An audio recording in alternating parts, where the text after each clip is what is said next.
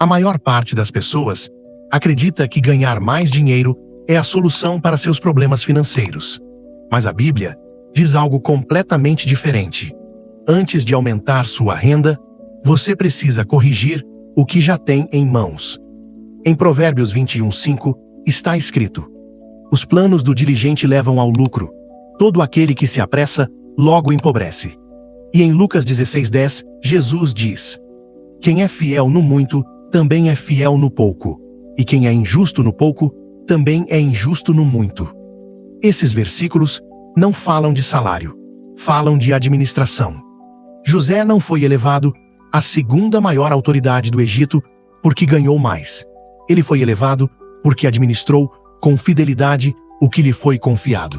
Um porão de grãos, um palácio, uma nação inteira. Ele não pediu mais recursos. Ele usou melhor os que tinha. O mundo diz, trabalhe mais. Deus diz, administre melhor. Enquanto as redes sociais enchem sua mente com anúncios de ganhe 10 mil por mês com um clique.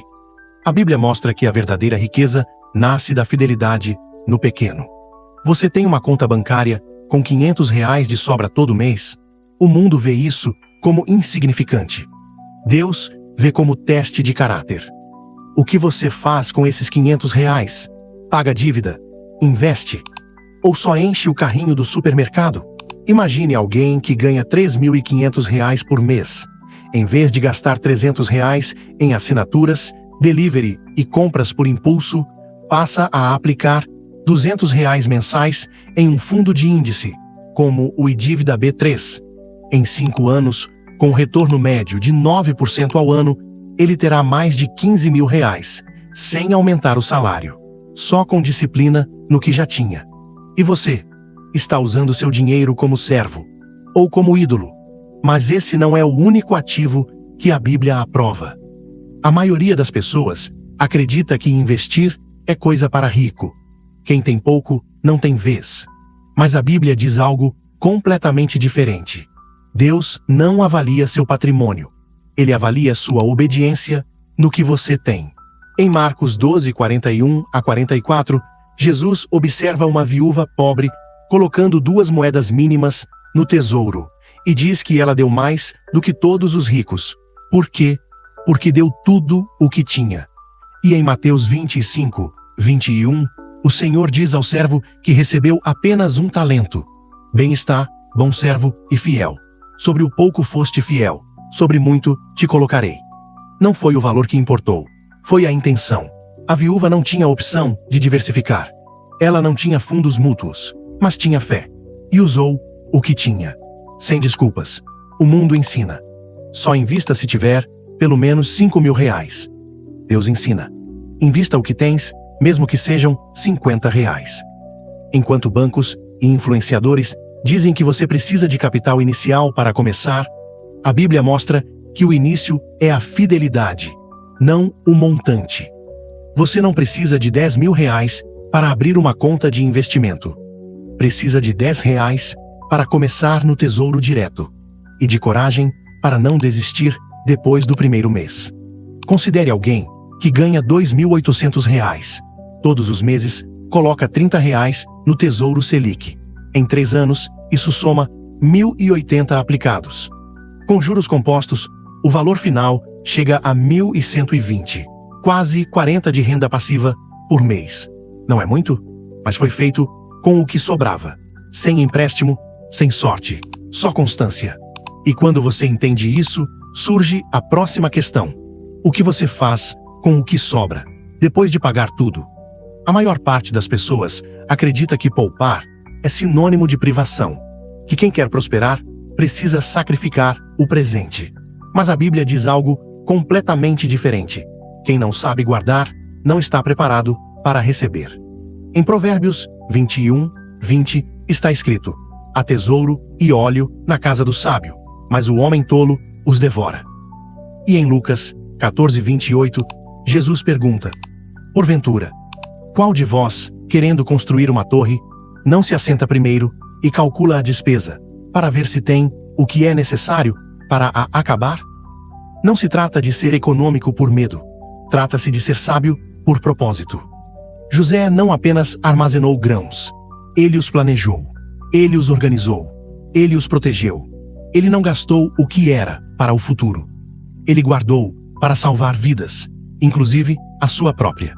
O mundo diz: viva o agora. Compre não, pague depois.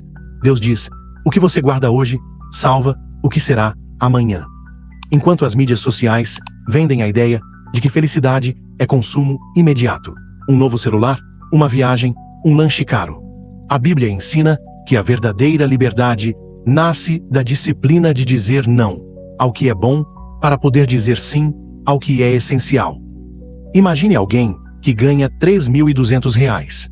Toda semana, gasta R$200 com lanches, delivery e compras impulsivas. Em um ano, isso soma R$10.400, o suficiente para comprar um carro usado à vista, ou pagar dívidas com juros altos, ou começar um fundo de emergência. Mas em vez disso, esse dinheiro some. E ele continua dizendo: não consigo guardar. E você? Está guardando para ter liberdade? Ou apenas para não se sentir culpado?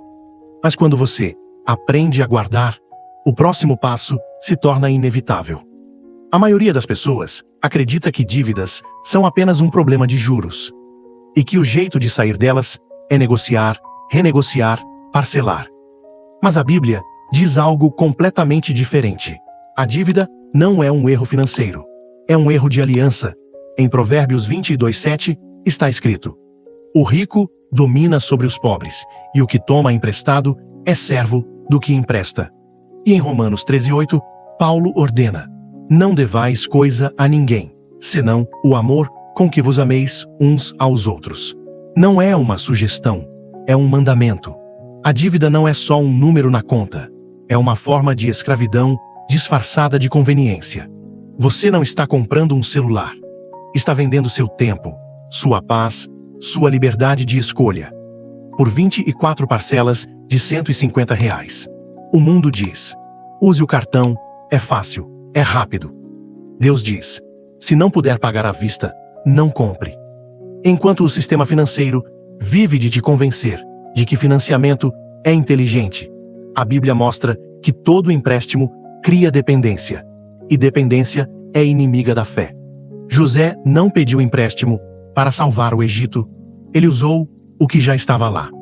Daniel não se endividou para sobreviver na Babilônia. Ele escolheu o que era puro, mesmo que fosse menos. Considere alguém com uma dívida de R$8.000 no cartão, a 15% de juros mensais. Pagar só o mínimo leva 17 anos e custa R$28.000 no total. Mas se ele cortar R$500 por mês de gastos supérfluos, como assinaturas, comida fora, compras por impulso, e aplicar esse valor na dívida, ele a paga em 16 meses, sem aumento de renda, só com decisão. E você? Está pagando juros, ou está pagando por sua liberdade? Mas quando você se liberta da dívida, surge o maior desafio ainda. A maioria das pessoas acredita que o dinheiro é neutro, que o que importa é o que você faz com ele. Mas a Bíblia diz algo completamente diferente. O dinheiro é um testador de coração. Em Mateus 6:24, Jesus diz com clareza: ninguém pode servir a dois senhores, porque ou há de odiar um e amar o outro, ou se dedicará a um e desprezará o outro. Não podeis servir a Deus e a Mamon. E em 1 Timóteo 6:10, porque o amor ao dinheiro é raiz de todos os males. Não é o dinheiro que é mau, é o amor por ele. É quando você passa a usá-lo como segurança, como identidade, como fonte de valor, e não como ferramenta. Abraão não foi abençoado porque tinha gado. Ele foi abençoado porque entregou o que tinha, mesmo quando não entendia. Ele não guardou o dinheiro para si. Usou-o para cumprir a missão. O mundo diz: ganhe mais para ser feliz.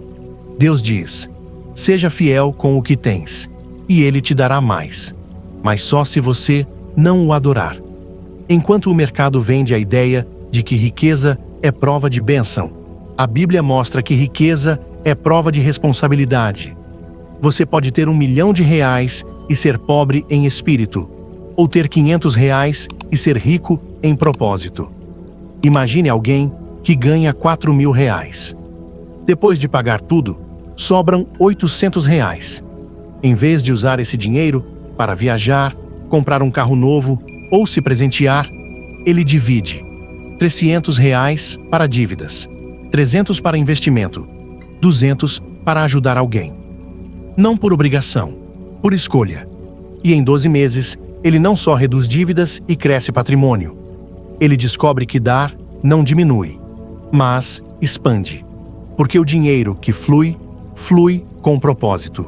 E você está usando seu dinheiro como servo, ou como ídolo. Mas quando você entende que o dinheiro é um testador, o próximo passo se torna inevitável.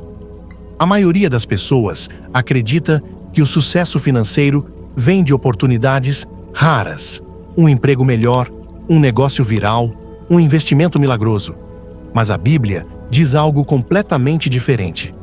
A prosperidade verdadeira nasce da repetição de atos simples, feitos com integridade.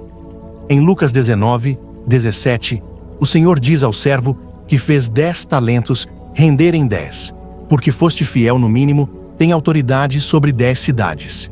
E em Provérbios 13:11, riqueza hasteada diminui, mas quem ajunta pouco a pouco aumenta. Não foi um grande lance que fez José governar o Egito.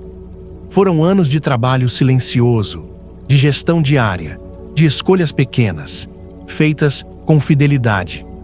A viúva não fez um plano de aposentadoria. Ela deu 2 moedas. E Jesus a chamou de exemplo. O segredo não está no tamanho da ação, mas na constância da obediência. O mundo diz, procure o ganho rápido. Deus diz, cultive o crescimento lento. Enquanto o YouTube e o Instagram vendem riqueza em 30 dias com criptomoedas, NFTs e dropshipping, a Bíblia mostra que o verdadeiro patrimônio é construído por quem acorda todos os dias e faz o mesmo que fez ontem. Com mais sabedoria, não mais pressa. Considere alguém que ganha R$ 3.000. Todos os meses, aplica R$ 150 em um fundo de índice, como o IDIV ou o BOVA11. Não por impulso, não por emoção, só porque decidiu. Todo dia 5, R$ 150 sai da conta e vai para o futuro. Em 10 anos, com retorno médio de 9% ao ano, ele terá mais de R$ 30.000. Sem sorte, sem herança, só constância. E esse é o mesmo princípio que fez Abraão ser pai de multidões. Ele não viu o resultado, mas continuou andando. E você? Está construindo com paciência, ou buscando milagres? Mas quando você aprende a construir com paciência, o próximo passo exige coragem. A maioria das pessoas acredita que investir é para quem tem tempo, conhecimento ou connections. E que se você trabalha 12 horas por dia, não tem como começar. Mas a Bíblia diz algo completamente diferente. O investimento mais poderoso que você pode fazer não está no mercado, está em você. Em Provérbios 24, 3-4, pela sabedoria se edifica a casa, e pela inteligência se estabelece, e pela ciência se enchem os cômoros de todos os bens preciosos. E em Daniel 1:17. A estes jovens, Deus deu conhecimento e inteligência em toda a literatura e sabedoria, e Daniel tinha entendimento em toda a visão e sonhos. Deus não abençoou Daniel porque ele era rico. Ele abençoou Daniel porque ele investiu em sabedoria, mesmo no exílio, mesmo sem recursos. Ele estudou, aprendeu, dominou idiomas, compreendeu sistemas, e por isso foi colocado à frente de reinos. Mas quando você investe em si mesmo, surge o maior risco de todos. A maioria das pessoas acredita que ajudar os outros é um ato de caridade, e que se você está endividado ou sem sobra, não tem nada a dar. Mas a Bíblia diz algo completamente diferente. Dar não é o que você faz quando tem excesso, é o que você faz para abrir espaço para a provisão. Em Provérbios 11, 24 a 25. Há quem espalhe, e ainda lhe aumenta mais, e há quem seja mais avarento do que o que convém, mas só lhe vem falta. A alma generosa será fartada, e o que sacia também será saciado. E em Lucas 6,38, dai e ser-vos-á dado. Boa medida, recalcada, sacudida e transbordante vos darão. Não é uma promessa de troca imediata. É uma lei espiritual de fluxo. O dinheiro que se fecha, apodrece. O dinheiro que se abre, se multiplica. Abraão não esperou ter tudo para abençoar. Ele deu a Ló a escolha da terra, mesmo quando ainda não sabia onde iria morar. A viúva de Sarepta deu seu último bocado de farinha ao profeta, e o pote não secou. O mundo diz, só doe quando estiver seguro. Deus diz, doe para se tornar seguro. Enquanto a cultura moderna ensina a acumular para proteger-se, a Bíblia revela que a verdadeira segurança vem da confiança de que quando você libera, Deus enche. Você não precisa de R$100 para ajudar. Precisa de R$10, ou de R$5, ou de um tempo, uma palavra, uma oração. Considere alguém que ganha R$2.800, tem dívidas e sobram R$120 no mês. Em vez de guardar tudo, coloca 20 para ajudar alguém. Um amigo com conta atrasada, um vizinho com filho doente, uma igreja local. No primeiro mês, parece tolice. No terceiro, ele percebe. Uma oferta de trabalho inesperada aparece. Um cliente paga antes do prazo. Uma dívida é perdoada. Não é milagre, é lei. Quando você abre espaço, Deus enche. Não porque merece, mas porque confia. E você está segurando o que tem por medo, ou liberando por fé. Mas quando você aprende a dar, o próximo passo exige uma mudança radical de perspectiva. A maioria das pessoas acredita que a riqueza é medida pelo que você possui: casa, carro, conta bancária, investimentos. Mas a Bíblia diz algo completamente diferente. A verdadeira riqueza é medida pelo que você liberta. Em 2 Coríntios número 9, 10 a 11. Aquele que fornece semente ao que semeia, também vos fornecerá o pão para alimentar-vos, e multiplicará a vossa sementeira, e aumentará os frutos da vossa justiça, para que, em tudo enriquecidos para toda a benignidade, causeis por nós a ação de graças a Deus. E em Lucas 12, 33 a 34. Vendei o que tendes, e dai esmolas, fazei-vos bolsas que não se envelheçam, tesouro inesgotável nos céus, onde ladrão não chega, nem traça corrói. Porque onde estiver o vosso tesouro, aí estará também o vosso coração. Deus não quer que você acumule para si, Ele quer que você use para libertar. Libertar pessoas da pobreza, da dívida, da desesperança. José não acumulou grãos para governar.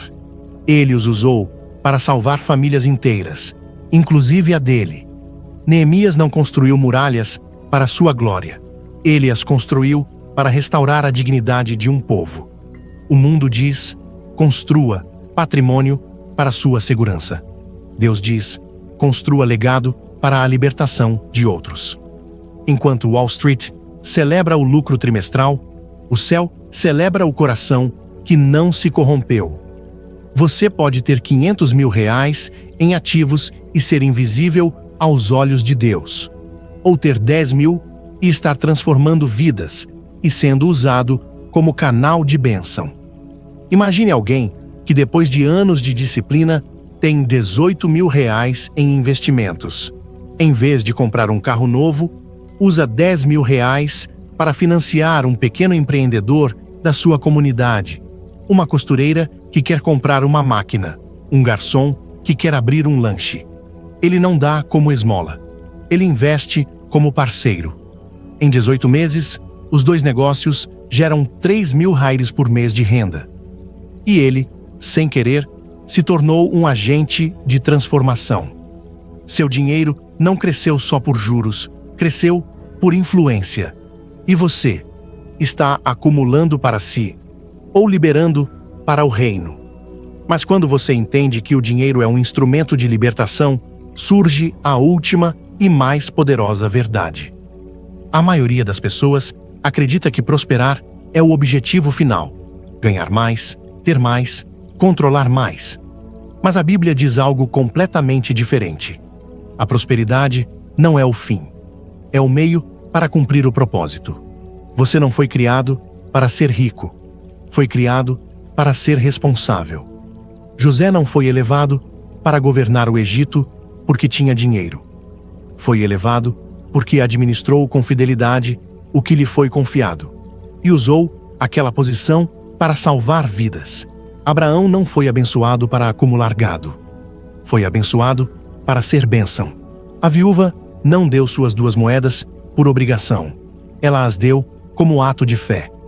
E Jesus a colocou como exemplo para a eternidade. O mundo mede sucesso por patrimônio. Deus mede sucesso por fidelidade. Enquanto Wall Street celebra o lucro trimestral, o céu celebra o coração que não se corrompeu. Você pode ter R$1 milhão e ser pobre em espírito.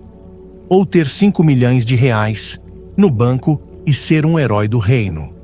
Porque usou cada centavo como instrumento de justiça, liberdade e amor. Se você aplicou R$150 por mês por 5 anos, pagou suas dívidas, investiu em você, deu o que podia e ainda assim não tem um carro novo, você é mais rico do que 95% dos que ganham o dobro.